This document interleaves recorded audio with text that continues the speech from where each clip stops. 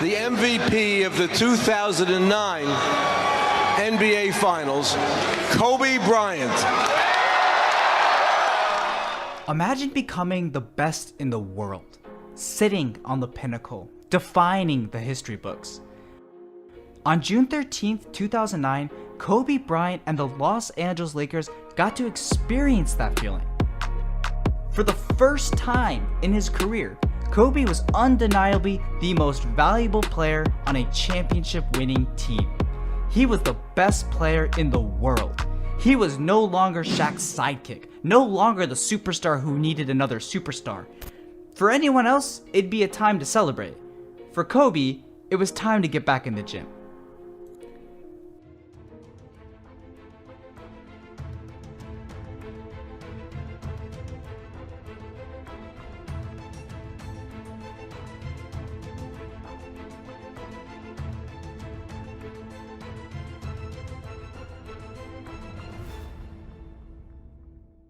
Before Los Angeles finished celebrating their first championship since 2002, Kobe was already working towards bringing home another trophy, his own title.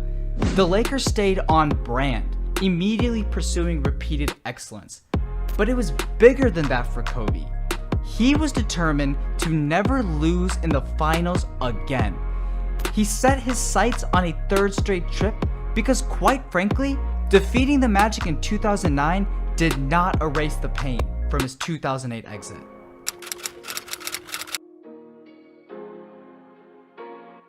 Those times when you get up early and you work hard, those times when you stay up late and you work hard, those times when you don't feel like working, you're too tired, you don't want to push yourself, but you do it anyway.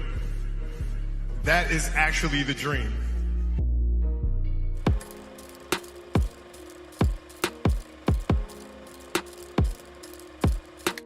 Even as the Lakers lifted the Larry O'Brien Trophy in 2009, memories of Game 6 of the previous finals still lurked in the back of their minds.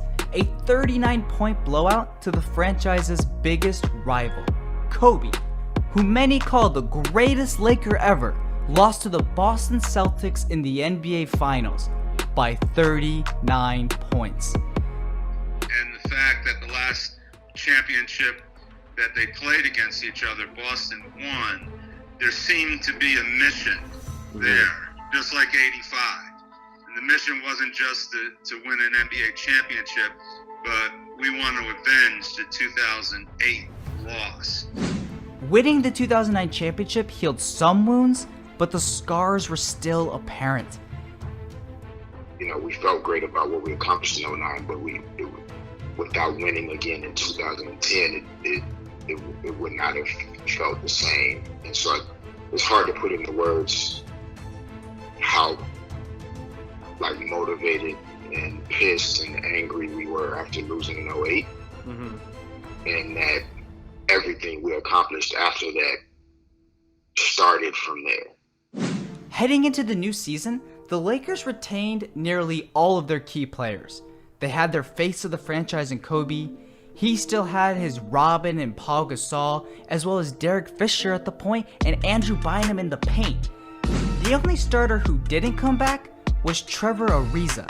He departed in an offseason meant for celebrating a title, and he left big shoes to fill. The Lakers were losing a guy who did it all.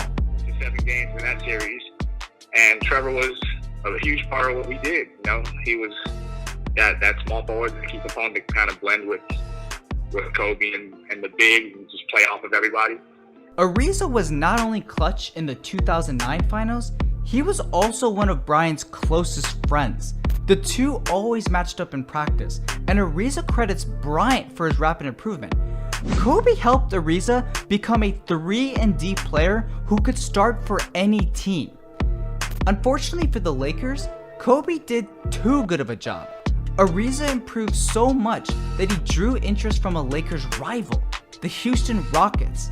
Just months before, Ariza helped the Lakers knock out the Rockets in a hard-fought 7-game series. Now, he would suit up for them.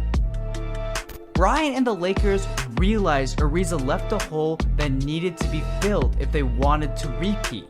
The team needed a wing defender, a shooter, a personality. Enter Ron Artest. Artest was an 11-year veteran by the time the Lakers signed him, and he made quite the name for himself. Ever since he was, let's just say, a key component of the worst fight in NBA history, Artest faced scrutiny daily. Refs called games differently when the small forward stepped on the court. Artest's every move was put under a microscope and magnified. The texts and flagrants would become his brand. When Artest was swapped to the Rockets the year before, Yao Ming semi-jokingly expressed reservations about his new teammate, saying hopefully he's not fighting anymore, going after a guy in the stands. Artest did not hesitate to respond. I'm still ghetto, that's not going to change. I'm never going to change my culture. Yao has played with a lot of black players, but I don't think he's played with a black player that really represents his culture as much as I represent my culture. After a rocky start, Artest thrived in Houston. While he did scrap on the court, his targets were never his teammates. His defensive intensity and drive encouraged the Lakers enough. They bet on him to continue trending positively. Became an all-star. Defensive player, one of the youngest defensive player of the year, one of the only wings, Kawhi Leonard and Michael Jordan. So you feel a certain way about yourself. You're supposed to be a champion. The Lakers fully understood Artest's reputation, but believed that Phil Jackson and company could tame his energy productively. And it took us a while to get connected to Ron's personality and I bet. the way he saw the game, and we all respected him a great deal, but it was just new energy that we had to figure out how to work with. I think he kind of got a bad rap just for certain things, like he was some weirdo. He was just different. On top of that, there was a question on how Artest and Bryant would fit. Just months ago, they were at each other's throats. But the Lakers were not worried for long. And he was very deferential, to Kobe and to myself and the veteran guys we already had there. Like, he wanted to fit in. And so I think that he doesn't get enough credit for finding a way to fit into a very, very strong group that was already built when he arrived.